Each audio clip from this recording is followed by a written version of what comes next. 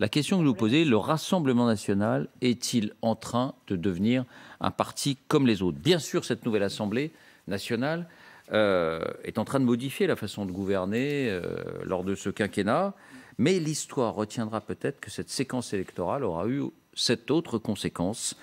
Donc je la formule sous forme interrogative. Le RN est-il en train de devenir un parti comme les autres? Ça fait des années qu'on parle de dédiabolisation, mais là, avec ces 89 députés et ce choix de participer pleinement et de façon constructive, dit Marine Le Pen, elle ne manque pas une occasion de le souligner, le RN est-il en train de réussir ce que 20 ans de dédiabolisation n'avaient pas complètement réussi à faire? De quoi parle-t-on? Voici les indispensables avec Baptiste Morin. Bonsoir Baptiste. Bonsoir David, bonsoir à tous. Alors quels sont ces signaux, et même les signaux de ces toutes dernières heures, qui font qu'on se pose cette question ce soir? D'abord une image, c'était hier lors du vote pour l'élection de la présidente de l'Assemblée nationale. Comme le veut le règlement, Louis Boyard, qu'on voit sur la gauche, député LFI, avait été désigné secrétaire du bureau de l'Assemblée nationale en raison de son jeune âge. Et vous le voyez, éviter la poignée de main alors que passent à côté de lui les députés du RN qui mettent le papier dans l'urne. Vous avez Philippe Ballard qui a tendu la main et ce jeune député qui a refusé de lui serrer. Pourquoi? Eh bien, il s'est expliqué aux journalistes juste après. Écoutez ses explications. Vous êtes nombreux à savoir qu'actuellement nous sommes dans un contexte de pandémie et que donc il faut prendre ses précautions. Une pandémie de racisme, une pandémie d'antisémitisme, une pandémie d'islamophobie et que donc dans l'intérêt de la santé de tous, j'appelle les Français et particulièrement le président de la République et ses amis à ne pas serrer la main au Rassemblement national. Pourquoi est-ce que ce qui était anormal il y a 20 ans est devenu normal aujourd'hui? Donc du coup, de mon point de vue, je reste fidèle au principe. Face au Rassemblement national, on respecte les gestes barrières.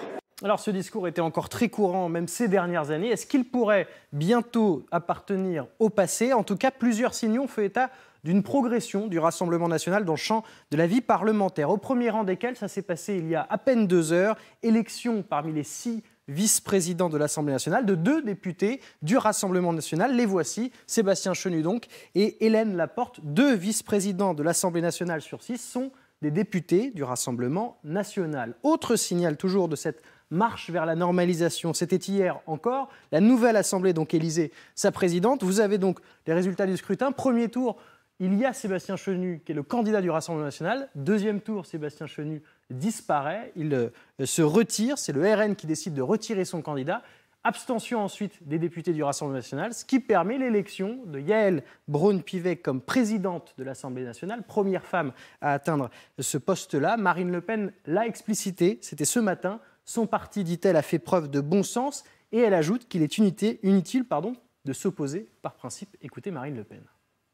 La réalité, c'est que Mme Braun-Pivet, elle avait 242 voix, voilà, donc on peut tourner ça comme on veut.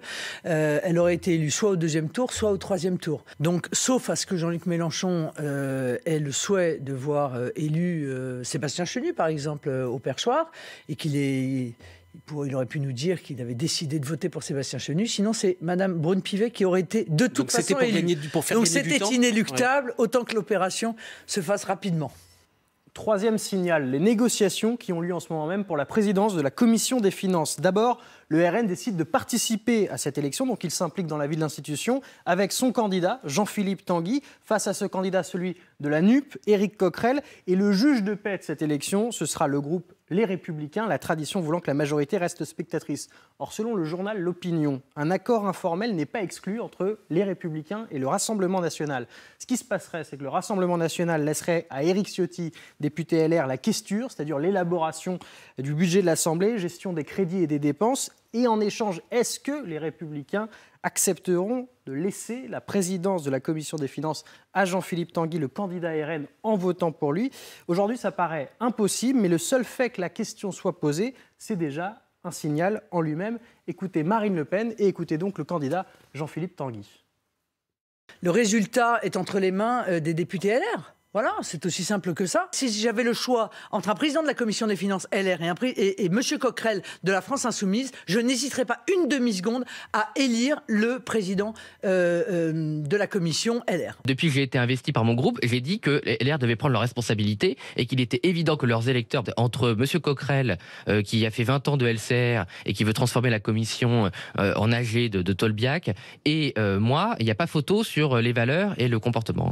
Le dernier signal, c'est la bonne volonté affichée du Rassemblement national à voter certains textes de loi. C'est Marine Le Pen qui fixe la ligne du groupe dans Le Figaro ce matin. Que dit-elle? D'abord, nous sommes dans un fonctionnement politique où il serait stupide et contre-productif pour l'intérêt des Français d'adopter une opposition de principe. Et elle résume, lorsqu'un texte est bon pour les Français, nous le voterons. Elle cite notamment les aides à venir avec ce débat sur la loi pouvoir d'achat. Certaines mesures pourraient, si on en croit Marine Le Pen, être votées par le groupe RN à l'Assemblée. Confirmation à l'instant, Éric Ciotti vient d'être élu à la questure. Bon, à l'inverse, Baptiste, quelques grains de sable viennent gripper cette marche vers la normalisation que souhaite le Rassemblement national. Oui, la première controverse de cette législature est venue de cet homme qui va monter les marches jusqu'au pupitre, José González, qui est député de la 10e circonscription des Bouches-du-Rhône. 79 ans, ce qui en fait le doyen de l'Assemblée. Et c'est à ce titre-là qu'il s'exprimait hier, qu'il a pris la parole.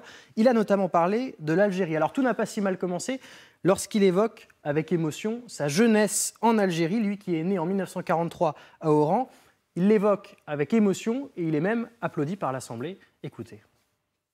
J'ai laissé là-bas une partie de ma France et beaucoup d'amis. Je suis un homme qui a vu son âme à jamais meurtrie. Excusez-moi, je pense à mes amis que j'ai laissés là-bas.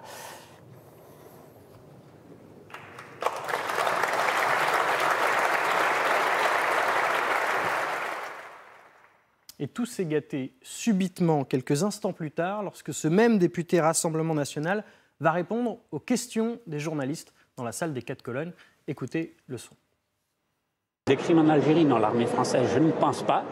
Alors peut-être maintenant il faudra revoir l'histoire. Et encore moins un crime contre l'humanité. Franchement, je ne suis pas là pour juger si l'OS a commis des crimes. Je ne sais même pas ce que c'était l'OS, ou presque pas. Et moi, je me contentais d'applaudir le général de Gaulle quand il est arrivé en 1951 en Algérie, qui nous a dit « Je vous ai compris, vive l'Algérie française, avec moi l'Algérie restera française ». Alors là, j'ai applaudi un moment.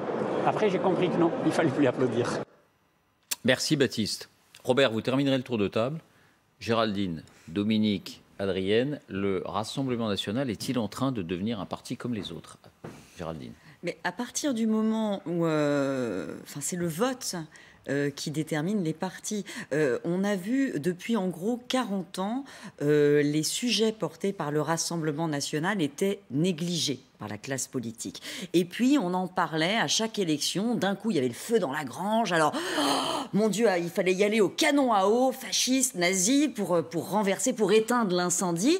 Et puis, on mettait de la cendre sur tout ça en se disant tout va bien et on ne réglait pas les problèmes, on n'en parlait plus non plus. Donc, il fallait pas parler de problèmes d'immigration, pas parler de problèmes de sécurité, c'était interdit. Et le feu couvait et le vote est monté. Et je vous rappelle quand même qu'au deuxième tour de l'élection présidentielle, il y a eu 42% des électeurs dont les voix sont portées sur Marine Le Pen. Ça fait quelques 13 millions de Français. On ne peut plus dire à 13 millions de Français qu'ils sont hors du champ républicain. C'est très compliqué. Donc, maintenant, il y a effectivement 89 députés Rassemblement national à l'Assemblée nationale. Est-ce qu'on va dire qu'ils sont hors du champ républicain ? Non, et c'était finalement toute la stratégie de Marine Le Pen d'arriver à ce résultat pour pouvoir convaincre le public qu'ils peuvent parfaitement jouer ce jeu démocratique. Là où c'est intéressant maintenant, c'est qu'on n'est plus dans le discours, on va être vraiment dans les faits, dans les actes, et on va pouvoir jauger ce qu'on a finalement jamais pu jauger avant. Est-ce qu'ils vont être capables de présenter un texte de loi qui se tienne, qui soit effectivement applicable? Est-ce qu'ils vont être capables de construire une opposition, comme ils le disent, constructive, qui ne soit pas dans l'anathème et qui ne soit pas non plus dans les effets de manche, les effets d'annonce? Le travail parlementaire, le travail législatif, c'est un travail complexe, très technique. Est-ce qu'ils auront la capacité de le faire? Pour l'instant, on n'a pas la réponse. Adrienne, le RN devient-il un parti comme les autres? Pour moi, le RN n'est pas un parti comme les autres, très clairement. Alors, quand je dis ça, je veux quand même préciser que, bien évidemment, c'est un parti qui joue le jeu des institutions, qui se présente aux élections, qui a le droit de le faire, donc qui respecte le cadre légal. Je sais que vous y tenez, donc je tiens à le rappeler. Pour autant, le programme que porte le Rassemblement national n'est pas un programme comme les autres. Et c'est un programme qui conduirait la France à sortir de sa tradition républicaine. Je vais prendre quelques exemples pour illustrer ça. La préférence nationale. La préférence nationale, ça revient sur des principes qui sont dans notre Constitution, notamment l'égalité, l'universalité du service public, le droit pour tout le monde d'accéder à un emploi. Pareil, le programme du Rassemblement national, c'est fortement limiter le droit au regroupement familial, et donc ça revient sur des principes qui sont les principes de la CEDH, donc de la Convention européenne des droits de l'homme, où il y a notamment le droit à une vie familiale normale. Dernier point, dernière illustration, il y a également dans le programme du Rassemblement national cette présomption de légitime défense pour les policiers, qui revient sur le principe de présomption d'innocence, finalement, qu'on a dans les droits de l'homme, dans la Déclaration des droits de l'homme et du citoyen, puisqu'on part du principe, finalement, qu'un policier, a priori, s'il tire sur quelqu'un, cette personne n'était pas innocente. Donc, le programme du Rassemblement national conduirait, et c'est assumé finalement par le Rassemblement national, conduirait à revenir sur notre Constitution. D'ailleurs, ils le disent clairement, il passerait par une réforme de la Constitution, par référendum ou autre, mais il changerait le texte constitutionnel français, il sortirait de la Convention européenne des droits de l'homme et du citoyen. Donc, clairement, c'est un programme qui introduit une rupture dans l'histoire républicaine de la France et qui, au point de vue international, nous mettrait finalement au même rang que des pays comme la Hongrie, qui effectivement ont un programme qui, sur certains aspects, est assez proche de ce que peut porter le Rassemblement national. Donc, ce que porte le Rassemblement national en fait un parti particulier dans l'histoire de la France. Dominique, le RN devient-il un parti comme les autres ? Alors, Éric Zemmour avait banalisé Marine Le Pen. Il est probable que Jean-Luc Mélenchon va banaliser les députés RN qui vont apparaître par contraste sérieux, travaillants. Je crois qu'en fait, ils vont porter des amendements. Il n'y a pas de raison qu'ils soient pas des amendements qui soient totalement incompétents. Je ne vois pas trop pourquoi. Ils arrivent avec leur légitimité. Néanmoins, je pense qu'il y a une différence fondamentale, parce que c'est une question que je me pose en permanence. Au fond, est-ce qu'on peut mettre dans le même sac le RN et la NUP ? Est-ce qu'il y a des différences fondamentales ? Il y a quand même une différence, c'est que, à mes yeux, mais c'est peut-être générationnel, le RN est pour moi un parti xénophobe, qui considère que, alors on va avoir cette discussion évidemment avec Robert, mais qui considère que les étrangers sont la cause de la plupart de nos maux. C'est un facteur unicausal sur les difficultés de la France, et ça le met, je crois, sur un endroit différent sur l'étagère des partis français. Alors évidemment, on peut se dire, quand on entend la NUPES, qui dit tous ceux qui ne sont pas le peuple, c'est-à-dire en gros les plus aisés, n'appartiennent pas quasiment au champ républicain, il faut les rejeter. On se souvient quand même des mots de Jean-Luc Mélenchon sur les parasites que sont les chefs d'entreprise. Il a quand même dit, on se dit, c'est à peu près la même chose dans l'extrême. Je crois que la xénophobie qui s'exprime à la fois sur les politiques nationales et sur l'amitié que le RN a depuis un certain temps quand même pour des régimes plutôt autoritaires, voilà, on va le dire comme ça, le met à part. Mais il représente des Français, il n'y a aucun doute là-dessus, 88 députés, 88, pas 89 je crois, 88 députés, ils vont porter des amendements et naturellement, ils ont... je ne comprends absolument pas l'attitude du député qui refuse de serrer la main, c'est complètement puéril. Enfin, c'est pas puéril, c'est dégueulasse. Oui, enfin, voilà, c'est pas la même chose, c'est pas puéril. C'est puéril, dégueulasse, tout ce qu'on veut. Et non, c'est pas la même chose, les mots ont un sens. C'est un peu insultant pour les électeurs du Rassemblement national. Encore une fois, j'ai dit ce que j'en pensais sur la xénophobie. Mais je crois qu'il y a effectivement une évolution. Alors, le grand sujet, c'est est-ce que le Rassemblement national va évoluer au contact des responsabilités qui sont celles du Parlement ? C'est ce qu'il faut naturellement souhaiter, mais qu'il évolue aussi sur sa colonne vertébrale dont je viens de parler. Et pour vous, Robert, le Rassemblement national devient-il un parti comme les autres ? Je suis sidéré de la question, parce qu'il est un parti comme les autres. Attendez, vous faites la liste, mais vos copains pour qui vous votez quand c'est la France Insoumise et que vous avez le choix entre la France Insoumise et le Rassemblement national, est-ce que vous vous posez la question du flirt de M. Mélenchon avec les islamistes ? Est-ce que sur les régimes autoritaires, vous trouvez que Chavez ou Castro... Attendez, non, vous allez d'abord écouter Pour une voix un peu différente de la vôtre. Castro, pas pour une fois. Ça m'arrive souvent quand même.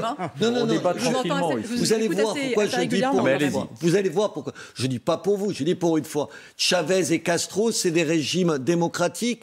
Quand M. Mélenchon explique que la police tue, imaginez si c'était le Rassemblement national qui dirait ça. Moi, je ne suis pas au Rassemblement national, donc j'ai tout un tas de... Je ne suis pas parti là-dessus. Non, j'ai tout un tas de... La relation à l'étranger d'une manière générale. C'était mon angle. Attends. On dit pro-Poutine, mais parce que M. Mélenchon, il n'était pas pro-Poutine aussi. Mais enfin, il ne faut pas rigoler. Je trouve insupportable. Et pourquoi je vous dis ça? Parce que la situation, la presse en est responsable. Il n'y a pas que la classe politique. La presse, à force... Attendez, moi, je l'ai vu pendant des années... Le maire d'extrême droite, avec ce que ça renvoie. Attendez, vos journaux l'ont écrit sur moi. Vos radios l'ont fait sur moi. Et ils l'ont fait sur tout un tas de gens. Donc vous portez une responsabilité sur le fait d'avoir montré du doigt pendant des années un certain nombre de gens. Pour récuser le mot d'extrême droite. Mais bien sûr que je le récuse. Bien sûr que je le récuse. Et c'est pas parce qu'il y a, 43% des Français qui votent pour Marine Le Pen ou 42, peu importe, que ça change la nature. Alors parce que vous changez sur ce que vous dites d'un parti en fonction du nombre de voix qu'il a. Non. Aujourd'hui, on peut critiquer. Moi, je le critique. Enfin, je l'ai fait 20 fois ici. Critiquer le Rassemblement national. Robert, Dominique, il dit xénophobie. Enfin, la xénophobie, sur quoi? Sur quoi? Pour dire, pardon, madame, le nombre de pays démocratiques où on refuse un certain nombre d'allocations à un certain nombre d'étrangers pendant un certain nombre d'années avant qu'ils en bénéficient. Mais c'est en Allemagne, en Autriche, au Danemark, c'est des pays xénophobes. Aujourd'hui, Attendez, pardon. Aujourd'hui, demandez. Vous savez, ça me hérisse le poil parce que c'est le débat. Je me dis, c'est irrespectueux par rapport aux gens. L'espèce de crétin patenté, là, qui refuse de serrer la main. Mais quoi? Il ne serre pas la main d'un certain nombre de députés qui nous fait le coup du Restons sur la xénophobie, sanitaire. Parce que Dominique et Adrienne voulaient répondre. Moi, j'ai appelé à voter Marine Le Pen. Je suis xénophobe dans la vie.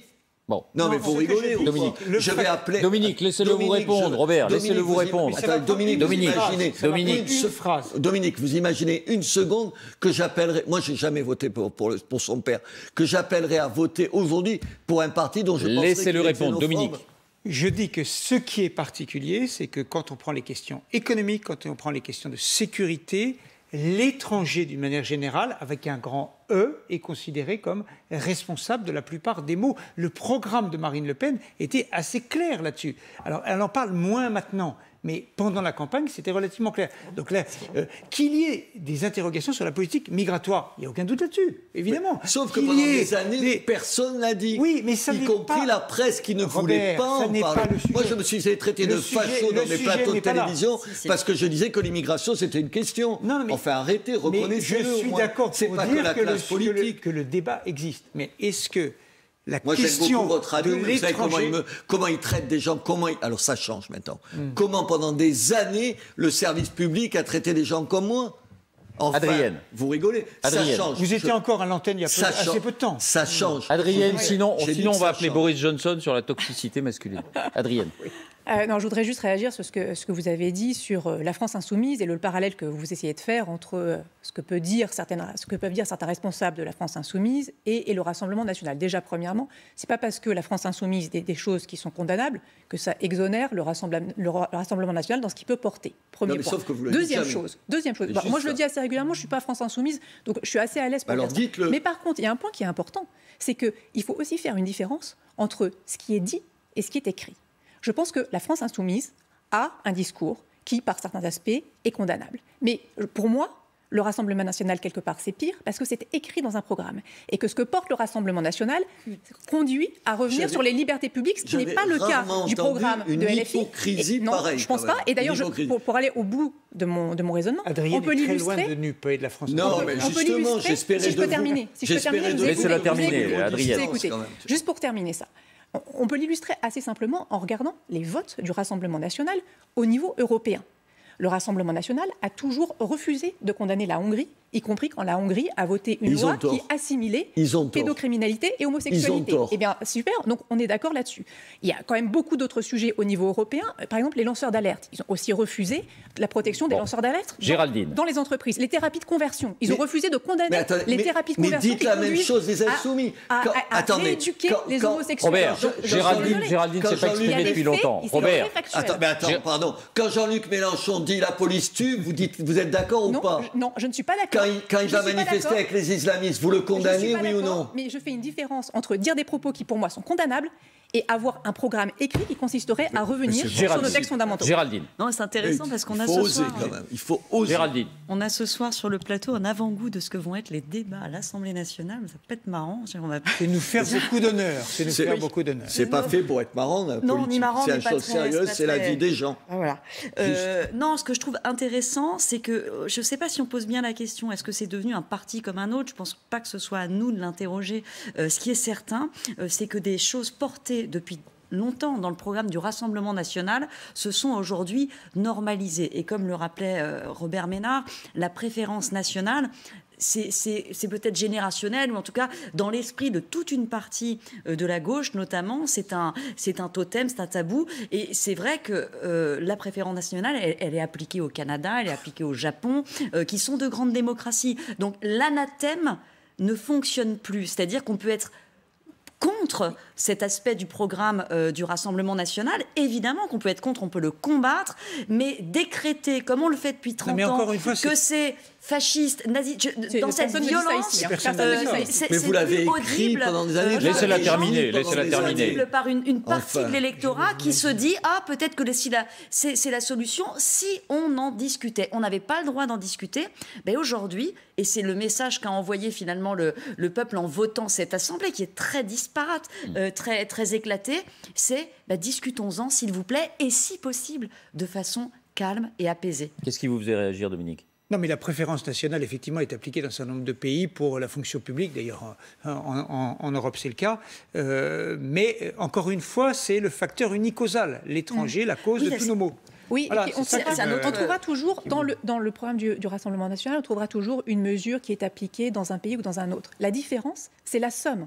C'est-à-dire qu'aujourd'hui, il y a quand même très peu de pays dans le monde qui appliquent la totalité des mesures qui sont dans le programme du Rassemblement national. Tout à l'heure, Robert disait que c'est le programme du RPR et de l'UDF en 1990. C'est quand même revenir assez profondément, il me semble, sur la tradition républicaine. Il ne semble pas que le RPR prônait une réforme de la Constitution et une sortie de la CEDH. Ce que j'essaye juste... Déclaration sur l'OS, je ne pense pas qu'on l'entendait dans la bouche des non, je pense RPR ce que je veux dire, moi, j'ai plein de désaccords. Ce que je trouve insupportable, c'est que pendant des années, des dizaines d'années, et sur les 10 dernières années, la plupart des grands médias d'information, la plupart des partis politiques, au lieu de dire « je ne suis pas d'accord avec ça », vous avez le droit, moi il y a un certain nombre de mesures que je trouve regrettables, et je le dis. Au lieu d'avoir une discussion normale comme on les a. Moi, je ne dis pas de M. Mélenchon, malgré tous les accords, qu'il est en dehors de l'arc républicain. Je me permettrai pas de dire ça. Je suis en désaccord. Le problème, c'est que vous avez passé, je dis, la gauche, et pas que la gauche, une bonne partie de la droite, 10 ans, 20 ans, 30 ans, à ne pas écouter ce que disent un certain nombre de choses et à le disqualifier. Je trouve insupportable qu'on disqualifie les gens avec 3 adjectifs qui sont, anachroniques, qui n'ont pas de sens politique et qui vous excluent du débat républicain. Pardon, je suis aussi républicain que les 4 autres qui sont... Dernier mot, Adrien. Ça fait longtemps qu'on ne s'était pas adressé à moi en me regardant en disant « vous, la gauche ». Voilà, non, je regardais c'est un plaisir que je crois pas que d'habitude, on dit l'extrême gauche. Non, mais pardon, le service public, il a fait ça pendant des années. Non, mais Robert Dominique, vous le savez. Moi, je trouve qu'à l'inverse, il y a quelque chose qui est quand même fatigant chez le Rassemblement national, c'est cette victimisation permanente en disant « on nous accuse de ceci, on nous accuse de cela ». Non, mais ça, c'est un autre débat. Oui, mais ce n'est pas fondé sur rien. On avait encore l'exemple hier de la déclaration sur l'OAS. Je suis désolée. On ne va pas lancer ce débat-là, on n'a plus le temps. L'OAS. Oui, mais bien évidemment. Très intéressant. Ce sentiment de victimisation du Rassemblement national, il est aussi lié aux déclarations qui sont régulièrement faites quand même par les cadres. Non, on n'a pas le temps, Robert. L'OAS, non, on n'a pas le temps. Je voulais vous montrer un sondage pour terminer, un sondage Odoxa sur le sentiment des Français, parce que il faut aussi écouter ça après cette séquence électorale qui a peut-être fait bouger les lignes. Regardez, pour chacun des qualificatif diriez-vous qu'il s'applique à la NUPES ou au RN, d'extrême gauche, d'extrême droite? Bon, c'est à peu près kiff-kiff, 58 pour la NUPES, 64. Peut amener le désordre, 59 pour la NUPES, 57 pour le Rassemblement national.